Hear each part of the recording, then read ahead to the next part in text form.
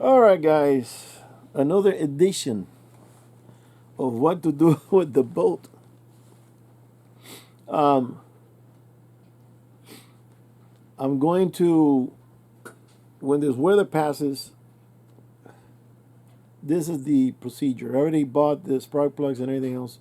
I'm going to put it all in there. And then while I'm working on the engine, I'm going to have my little pump transfer all the gas to the rear tank.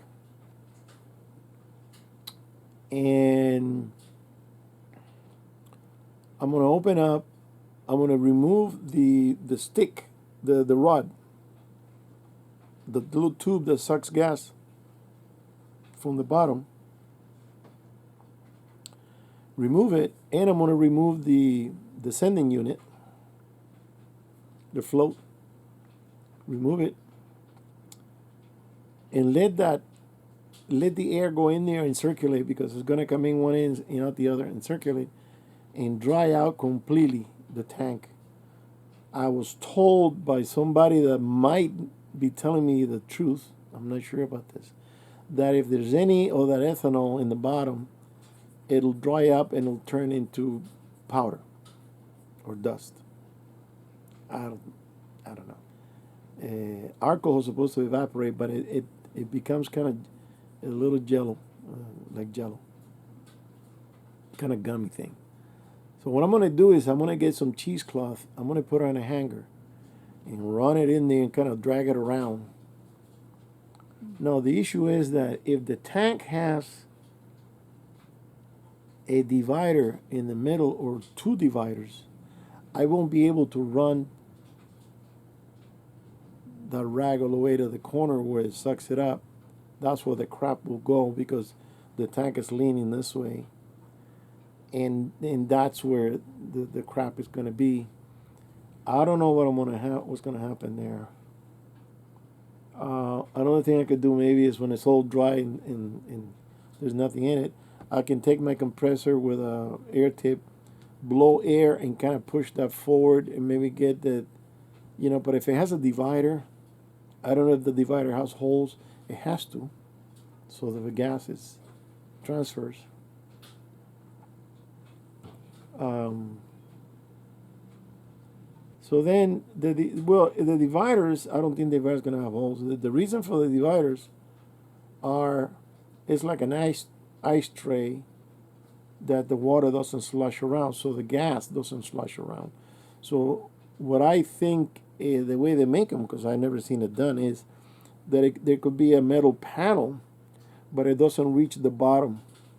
It's probably about this much off the bottom, so the gasoline will flow to the end, and there will suck up. So if that's the case, then I will have room. I don't know how much.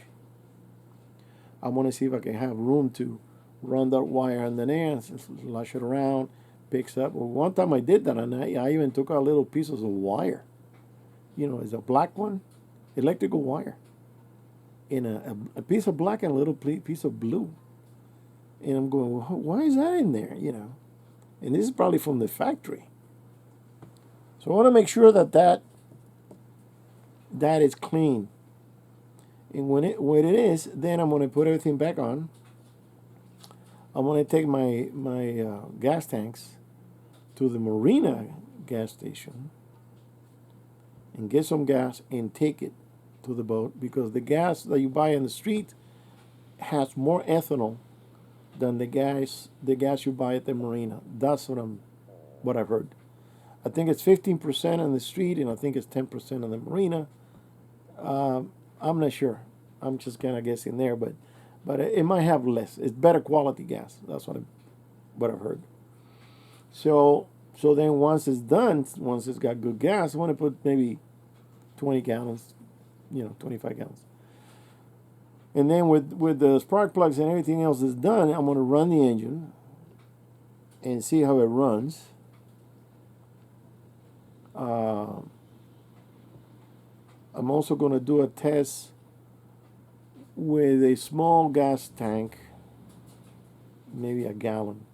Disconnect the hose from the sensor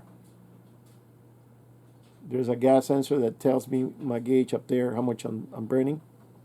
I'm going to disconnect it there. Put the gas in the little tank next to the engine there, so the pump will suck it up. Crank it, and just to do a test with pure gas, and run it and see if there's any issues. Because I'm going to take the filter from the carburetor out. I'm going to take the glass filter and clean it out. I'm going to check the hoses are new, everything else. So the pump is new. So once the thing was all clear, and I'm going to fill up the little reservoir in the carburetor, so make sure there's gas in there, and then run it until the tank empties out, or almost empty out. And then the new filter will be on there, and plug it in, bring gas from the big tank, the new gas, run the engine, see how the engine sounds. If the engine still sounds crappy, clunky, because I'm pretty sure it's a gasket, it's a gasket, then I'm going to start taking it apart. Because the mechanic showed me, because I was there, that the engine, there's nothing wrong with the block. It's got 180, 183, 185 pounds of pressure on the pistons. All of them. That's very good for an old engine. And I'm going to leave it at that. So it's just an issue of the carburetor. He said you have a gas starvation issue. That's what he called it. So he says, you probably got water in the gas. Okay, I'm going to clean everything out. And then the gas that I'm taking out, I'm going to treat it. I'm going to treat it with gas treatment to get rid of the water and hopefully the alcohol, and run it through the pump, coming in, back in, coming in and coming out and back in, coming out and back in, 2 times, maybe 3 times. And then when the gas is clean, because it smells kind of old, So once it's clean, I'm going to take that gas and pump it into the other gas tank on the other engine that until now has been running okay. Run it over there. But there's an issue with this other engine. So I'm going to take the everything out, bring it here, get it painted, get the heads checked out, buy the new gaskets, and then tell the mechanic, come and put the heads on and adjust them. Because I am not going to install them now. I'm going to have him install it, mainly because they're heavy. Let him do it, and let him adjust it, and then run it. And if it runs okay and smooth, there's no issue why it shouldn't. I'm going to take it out and try it out there. Now, there's an issue. He pointed out, he looked at it at night, so he couldn't really see. I really couldn't see. He said the points are moldy. So he says, you should change the cap. And I said, well, the cap is new. I changed it a year ago or 2 years ago. That shouldn't have a problem. But I'm going to take brake cleaner and spray good, get a little copper wire and kind of brush them a little bit and clean them up. Because if the cap is new, there's no reason why it wouldn't work. The rotor's new, so it should be running. It should be running okay. And then if it runs okay, then I'm ready to go fishing. It's just that this weather does not permit it.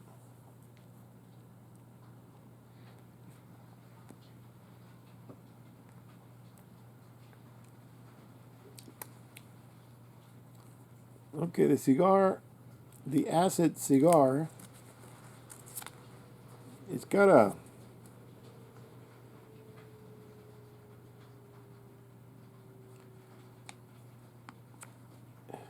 nice label there. In the back it says Drew Estate, the rebirth of cigars. But this cigar has a funny flavor. As far as the aroma, it still smells like it has some sort of a perfume or something. The only cigar that I've smelled that smells like that. I don't think I'll be buying any more of these. It doesn't bite, but it's not a pleasant.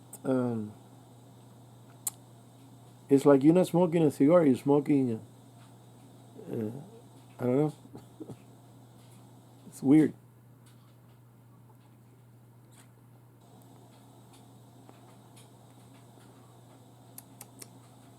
It's got a little sweet to it, which I'm not crazy about sweetness in a cigar. Um, and I'm gonna see if this here I can finish all my miscellaneous projects that I have around here. My God, I got so much stuff. I'm gonna need to make a long list because I keep forgetting, and then I remember. Oh, later. I've been wanting to change the oil on the bike since I bought the oil 2 years ago. It's still sitting there with the filter. I gotta get it off the trailer. I gotta pull the vehicles out so I can get the trailer out, and then pull the bike out, and then raise it, and then get under it. It's not it's a hassle. If I could do it right there, but I can't.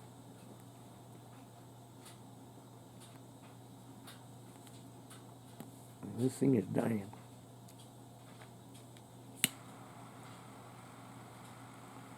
I think I'm going to be buying some more Golden Nicaragua. They got a better flavor than this. Oh, I was talking to my friend. The guy wanted to buy that 30 at 6 for. Now he says it's for hunting. It's not for home protection. And I said, listen, why don't you get a Mini 14?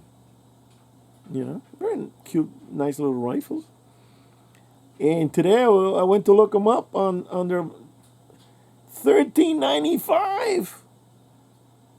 $13.95, $1,395 for a Ruger Mini 14. They go, man, are you crazy? Man, my friend bought one in 1977 for $149. He still has it. I talked to him, see if he wanted to sell it. He goes, no.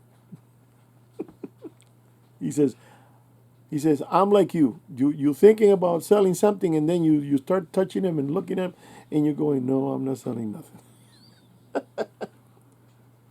we when you like something, you like something. Why are you going to get rid of it? Unless you need the money or something.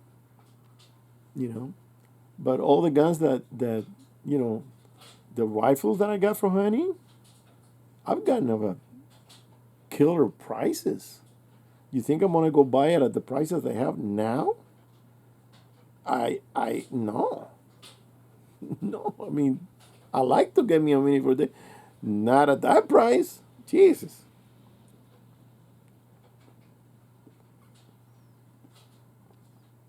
I'm still thinking about the BAR in a 270. That's a sweet, and that's $1,300. But that thing is worth it. That gun. Are you kidding? Just look at it. With the silver, the wood. This was it stainless, silver, matte finish. It had a matte finish. I don't want chrome. Matte finish, aluminum. It's aluminum. Blue barrel. Beautiful wood, smooth action. The BR is one of the best guns around. To me, it's and the best semi-auto hunting rifle. I went to see an H&K once, and the thing weighed a ton. It was like 10.5 pounds. I'm going, ooh, wow.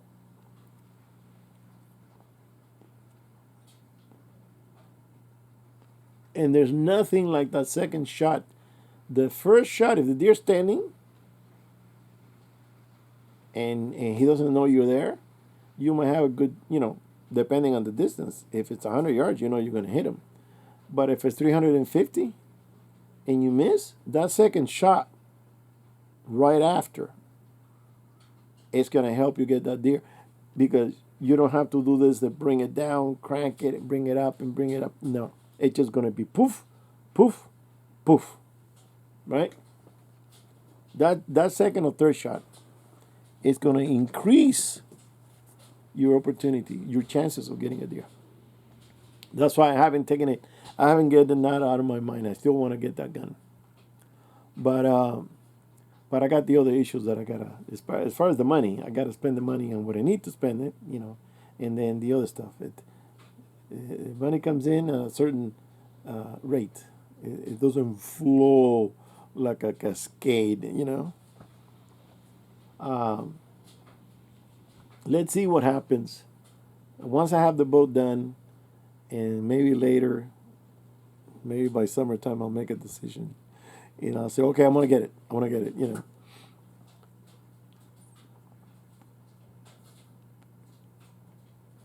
But this guy, I'm not even gonna tell him to buy a mini. He's not gonna spend that kind of money. He says he's gonna get something like a Ruger, which they go for 450, 480, depending where you go. I could take him to a few stores in Orange County that they have decent guns. I know there's a store that I've been there a bunch of times, and they have a good selection. Very good. They got Tikas, they got the Rugers, and if they don't have it, if you order it, they'll get it, no problem. But this guy still wants a 30-06, and he doesn't hunt. See, what is with you in the 30? It's like saying you want a Ferrari when you can't race. You want a Maserati, you want a Countach, you want a Murcielago, like the guy in Vegas, he calls it a Murcielago. And I'm going, what's a Murcielago? What? It's Murcielago means bat. God damn. It's bat. Murcielago. Murcielago.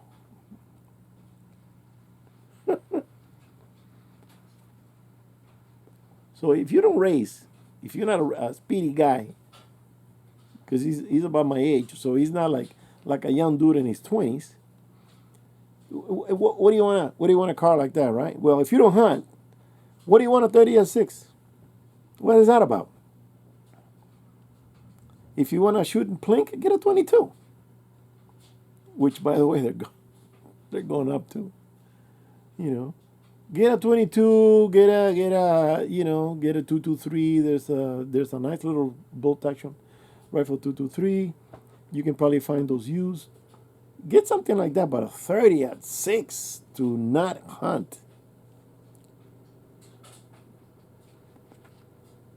I'm gonna let him shoot the 30-06 I got here, and see how he's a little bit smaller frame than me. Let's see how his shoulder gonna take it after 5 shots. I'm gonna let him shoot 5, maybe 6. If he wants to shoot the rest of the box, he's gonna have to pay me. Give me the money for the bullets. They're not cheap. And I told him, I said, let's go to the range. Try I'm recommending the 270. And as a friend, I think I'm doing the right thing.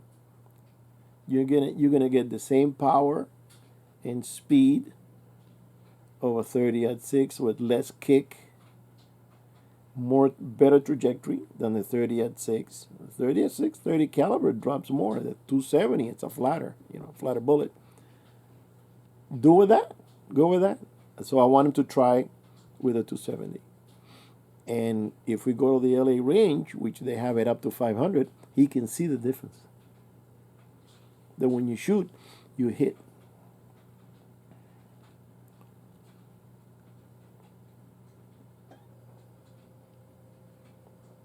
I mean, that's all I can give him. I don't have any other caliber. I mean, 308, 30-06, 270, or the 7 mag. Those are the 4 that I have. I had the trifecta, now I got the 4. So and he wants to spend $400. Well, I'm not gonna sell him that Weatherby for $400. You. He wants to spend $400? That Weatherby is a $1,500 gun anywhere you go. I mean, if the Mini 14 goes for almost 14, What do you think is that weather be going to be going for? Forget it.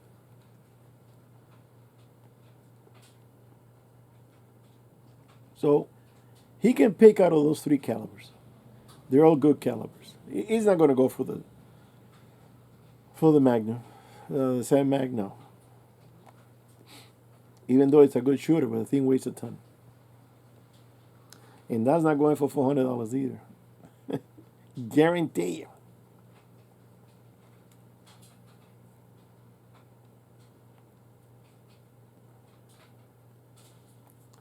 Well, I want to start making dinner because today's my turn. Boy, this odometer watch is it's telling me that the weather it's going down. It's not down to the bottom, meaning that there's more weather coming. Then it gets to the bottom, it flattens out. So there's gonna be more rain tomorrow, probably tonight, and then it starts going this and then and going slightly going up and up and up. It's a roller coaster. At least it tells me what the weather's gonna be. All right, guys. I'm gonna let you go, and I'll see you. I'll keep you posted on the boat and whatever else comes along. See you on the next one. Thank you.